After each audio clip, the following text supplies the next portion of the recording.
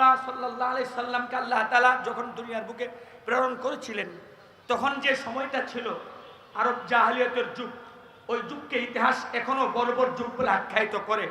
রাসূলকে আল্লাহ তাআলা যে সময় মক্কার বুকে আরব ভূখণ্ডে প্রেরণ করেছিলেন, এই যুগটাকে এখনো ইতিহাস বর্বর যুগ হিসাবে চিত্রায়িত করে এবং বর্বর যুগ হিসাবে আখ্যায়িত করে। কিন্তু মুহাম্মদুর রাসূলুল্লাহ সাল্লাল্লাহু আলাইহি সাল্লাম ওই বর্বর যুগে পশুর চেয়ে আরো নিকৃষ্ট হয়ে গেছিল যাদের চরিত্র, তাদের মাঝে আসে রাসূল করিম সাল্লাল্লাহু আলাইহি সাল্লাম ওনার মেহনতের দ্বারা, ওনার সেই মেহনতের দ্বারা, ওনার সেই ইনকালাবের দ্বারা, উনি ওনার মিশনের দ্বারা এমন এক বিপ্লব তিনি সাধন করেছিলেন। মাত্র 23 বৎসরের সে বিপ্লবে যারা ছিল পশুর চেয়ে আরো অদম, তারা হয়ে গেল চলতো জমিনে, কিন্তু তারা হয়ে গেল ফেরেশতার চেয়ে আরো শ্রেষ্ঠ। ঠিক কিনা বলেন?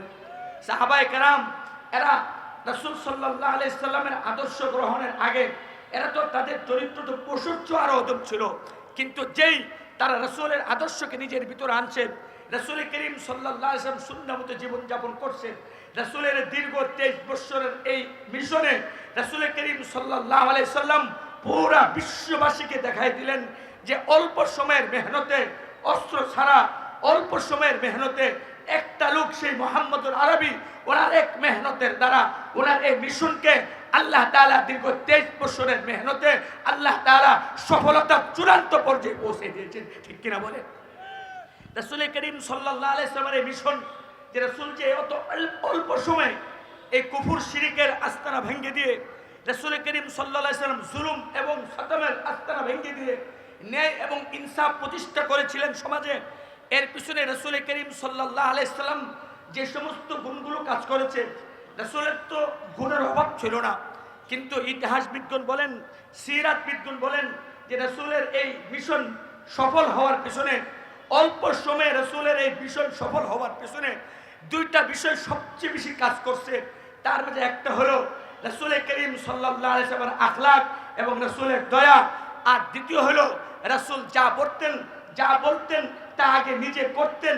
এই দুই বিষয়ে রাসূল করিম সাল্লাল্লাহু আলাইহি ওয়াসাল্লামের এই দুইটা চরিত্র এমন যে রাসূলের এই দুই কারণে রাসূল অল্প সময়ের মেহনতে রাসূল তার মিশনকে পূর্ণতা পর্যন্ত পৌঁছাই দিতে পেরেছেন।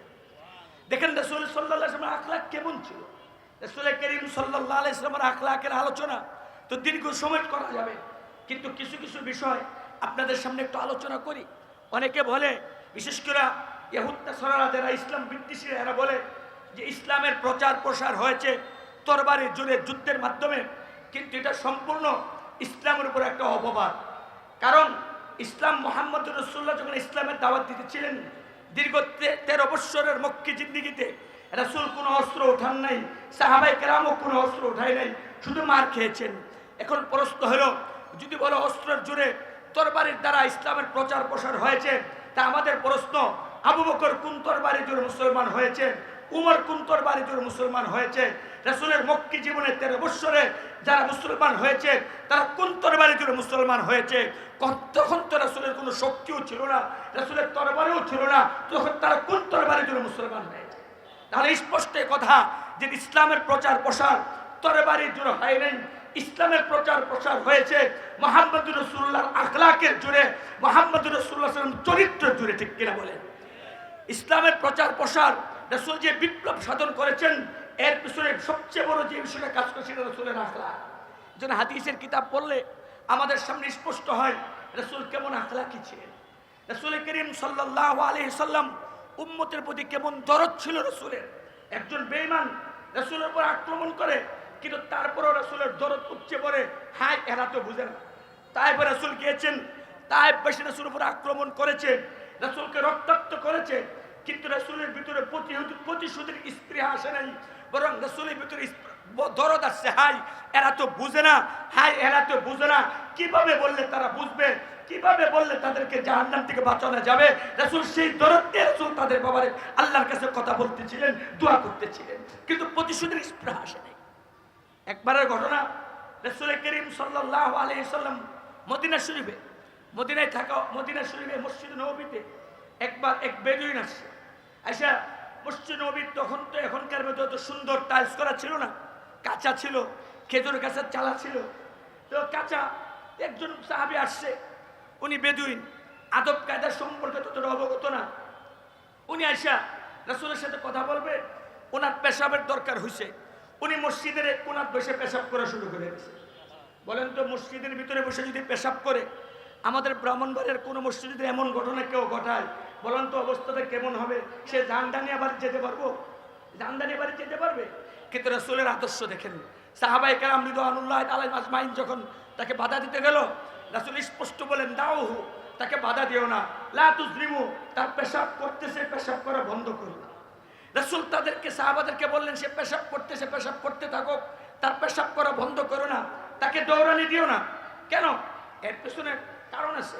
এক নম্বর তো হলো, পেশাব করতেছে অবস্থা দৌড়ানি দিলে এক নম্বর সমস্যা যেটা হবে, তার পেশাব আটকে যাবে। আর পেশাব আটকিলে সে রোগে আক্রান্ত হয়ে যেতে পারে। পেশাব করতেছে এ সময় যদি উল্টা দিকে আবার পেশাব পেক করে, সে বড় রোগে আক্রান্ত হয়ে যেতে পারে। এই জন্য রাসূল বলছে, তার পেশাব করতেছে, বাধা দিও না।